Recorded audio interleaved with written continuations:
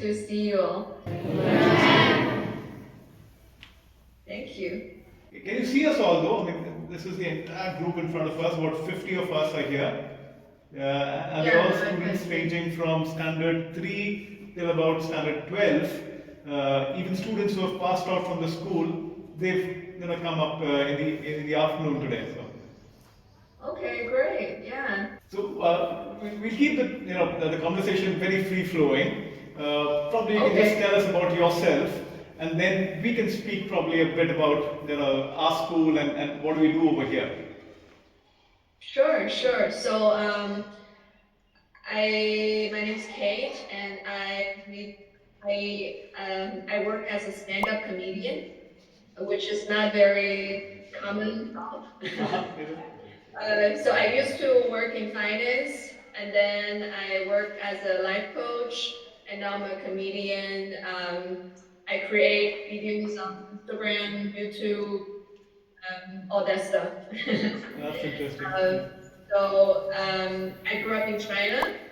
So I studied in China until university. So for university, I moved to Hong Kong, and now I live in Hong Kong. So it's been 13 years since I moved to Hong Kong. That's wonderful. We have a teacher here who's into stand-up comedy as well as mimicry. Oh, great. There's a gentleman who's standing there. So he's probably the most excited over here because the moment he saw that you're a stand-up comedian, he rushed from his home. He didn't want to miss the opportunity to interact with you. You can follow me on Instagram. All of us are excited, ma'am. Not even me only. Right. So I actually, my boyfriend is Indian, so we make a lot of contents about Indian, Chinese interracial relationships. So we actually have some fans from India. When Indian couple eats pasta.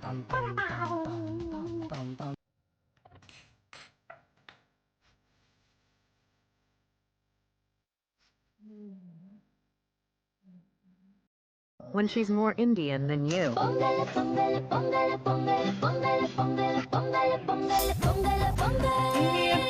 Pongo Bardugo. Oh, that's wonderful. It's quite funny. Yeah. Have you been to India with him?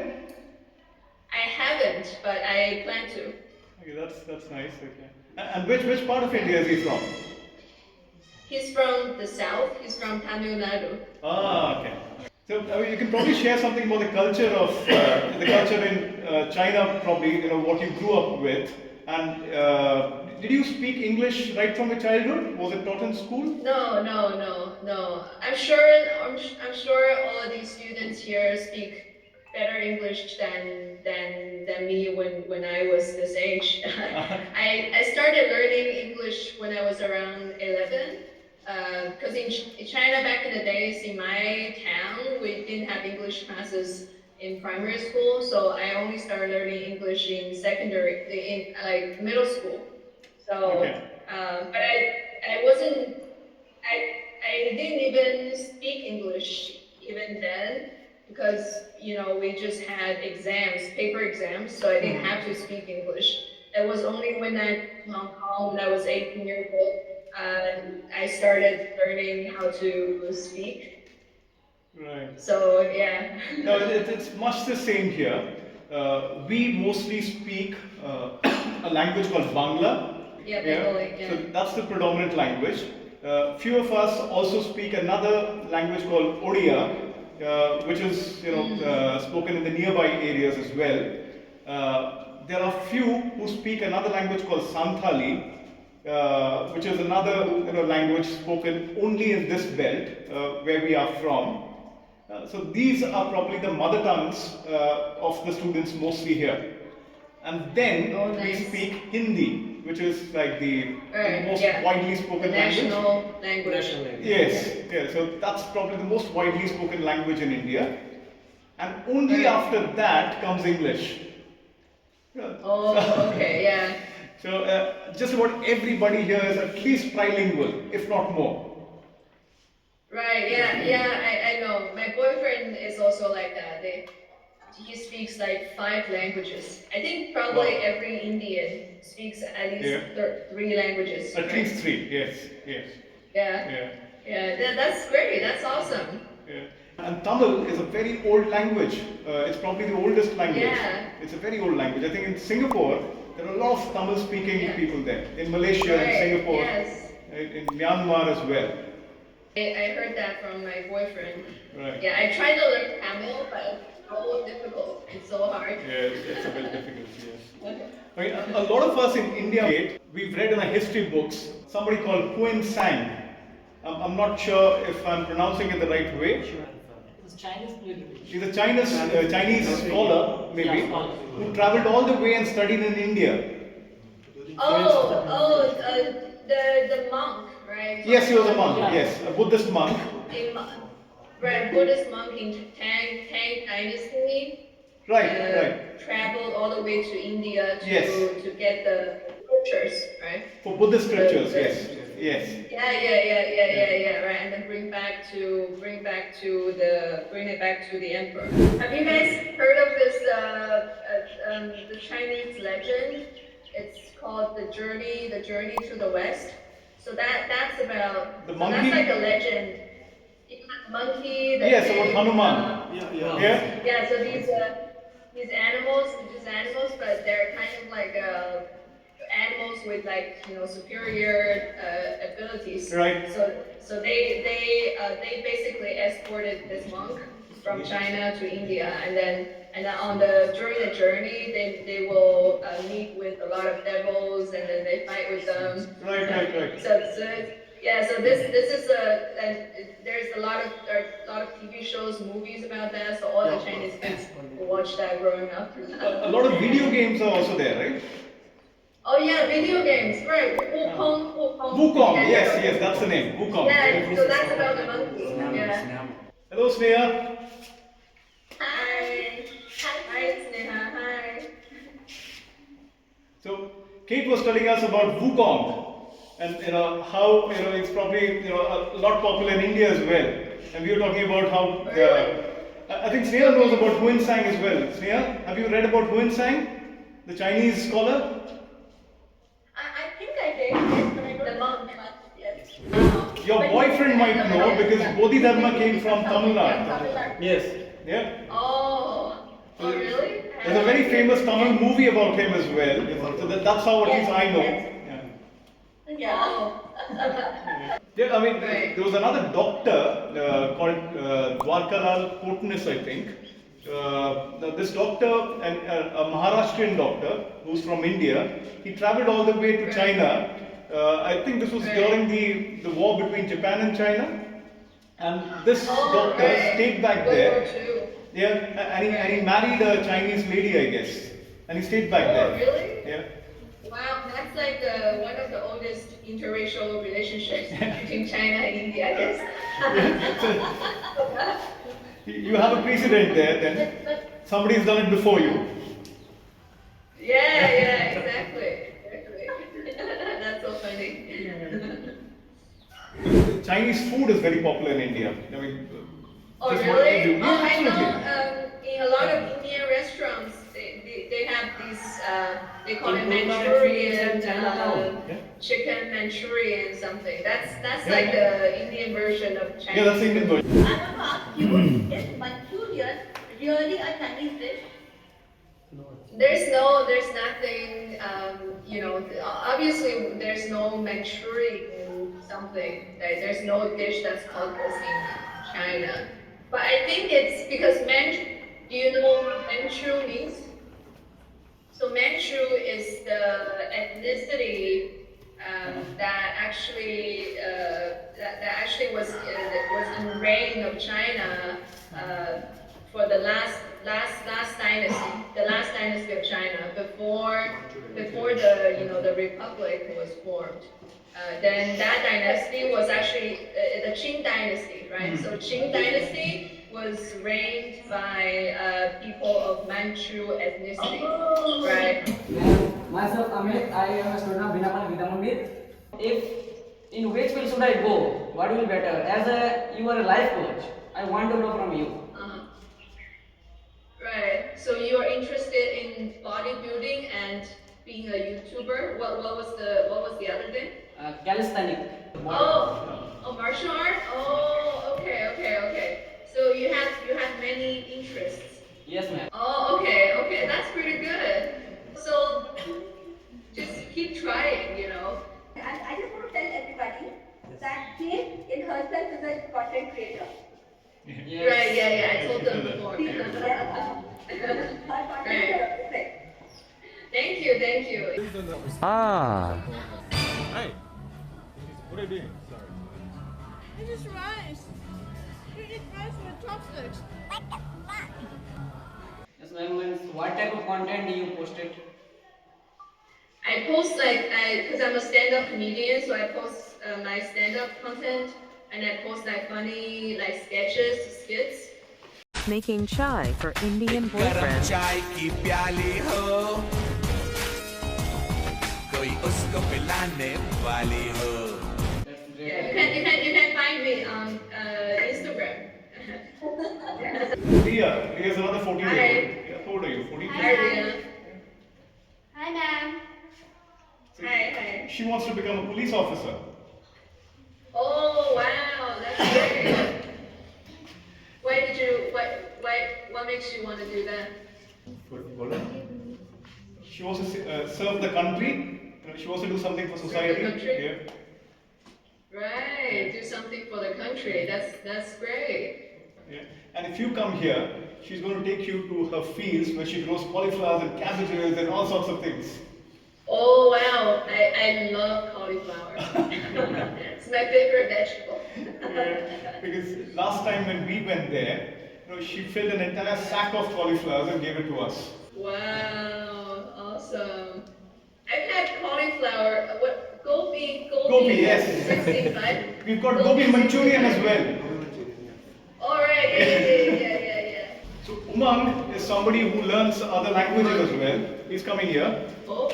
He's been learning Japanese now. My question is, these two careers are quite opposite. So how do you manage both careers?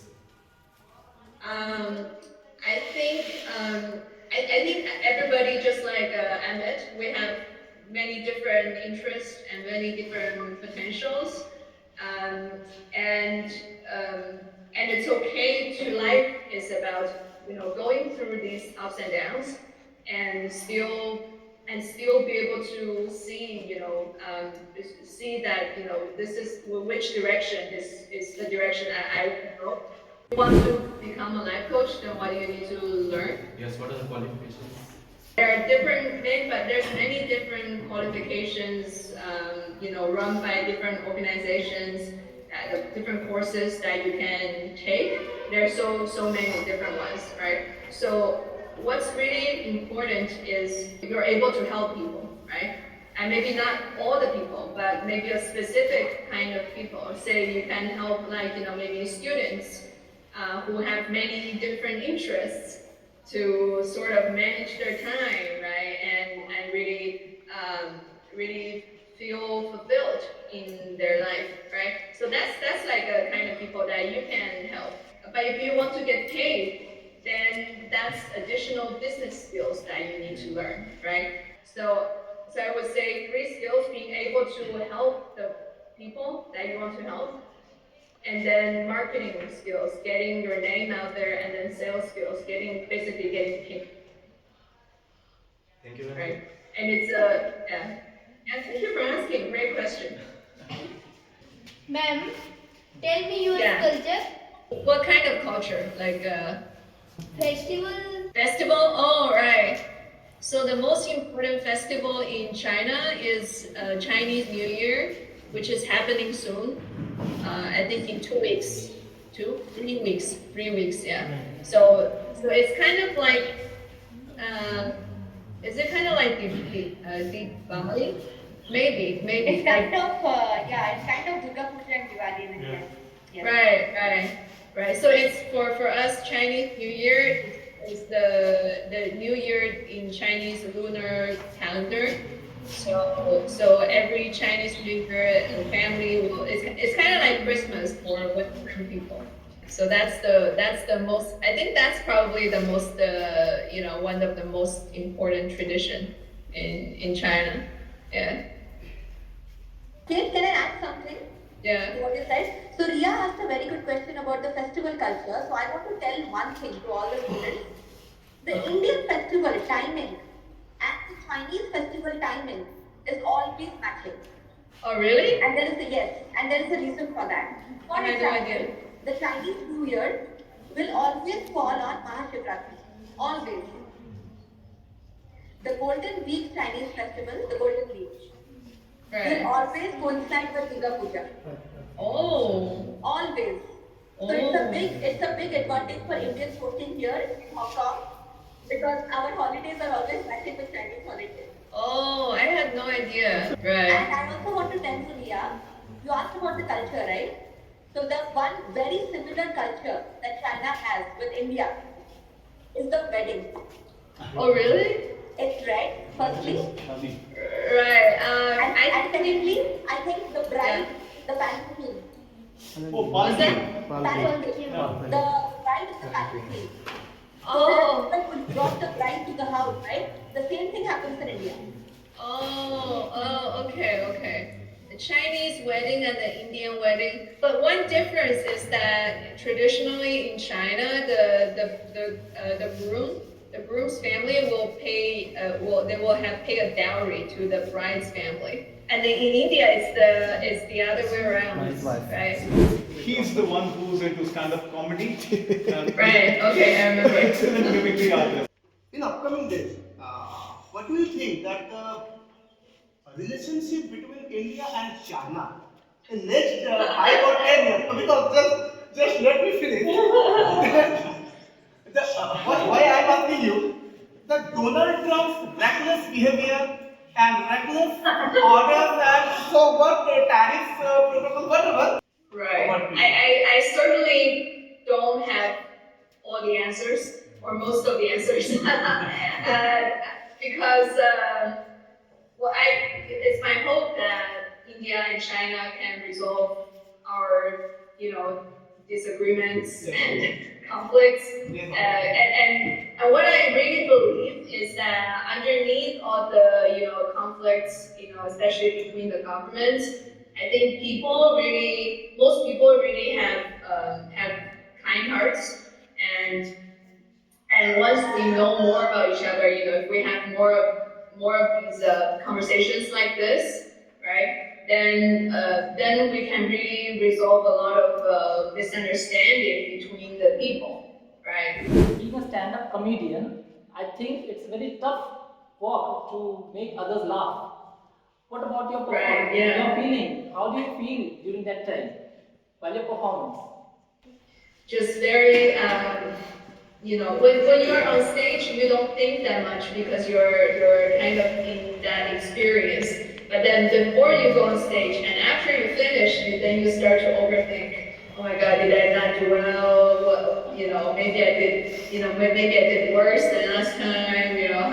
Or if you had a really good show, then oh my God, I was so good. you feel like you're on top of the world. Few moments ago, just you were talking about aloo postu. Yeah. So my question is that is poppy easily available there in Hong Kong? No, actually.